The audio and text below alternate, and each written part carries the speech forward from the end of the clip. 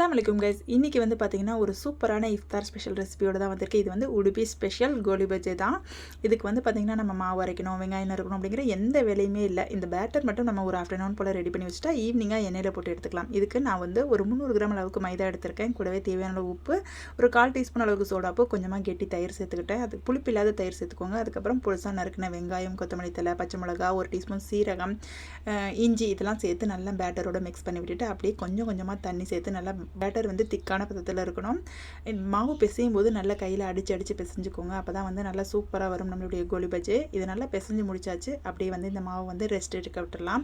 இது ஒரு ஆஃப்டர்நூன் போல் ரெடி பண்ணி வச்சுட்டு ஈவினிங் நம்ம எண்ணெயில் போட்டு எடுத்துக்கலாம். இதுக்கு வந்து சைட் டிஷ் பார்த்திங்கன்னா தேங்காய் சட்னி தான் பெஸ்ட்டான காம்பினேஷனாக இருக்கும். ஸோ அதனால் ஈவினிங் வந்து தேங்காய் சட்னி ரெடி பண்ணிவிட்டு இப்போ மாவு வந்து இந்த பதத்தில் இருக்கணும்.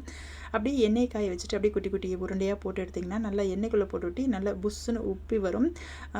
நமக்கு வந்து திருப்பி எடுத்துவிட்டு நல்லா இந்த மாதிரி ஒரு கோல்டன் ப்ரௌன் கலரில் வரும். அவ்வளோதான் நம்மளுடைய கோலி பஜ்ஜி ரெடி ஆயாச்சு. ரொம்பவே சிம்பிள் அண்ட் ஈஸியான ஸ்நாக் ரெசிபி தான். கண்டிப்பாக ஒரு ட்ரை பண்ணி பாருங்கள். இது கூடவே வந்து பார்த்திங்கன்னா நம்ம வீட்டில் dates, butterscotch milkshake, Tang juice, அதுக்கப்புறம் நெய்பர் வீட்டிலேருந்து கஸ்டர்டுமே வந்துருச்சு, கொஞ்சம் ஃப்ரூட்ஸ். இதுதான் நேற்று எங்கள் வீட்டோட இஃப்தார் ரெசிபிஸ். அஸ்ஸலாமு அலைக்கும். Bye guys.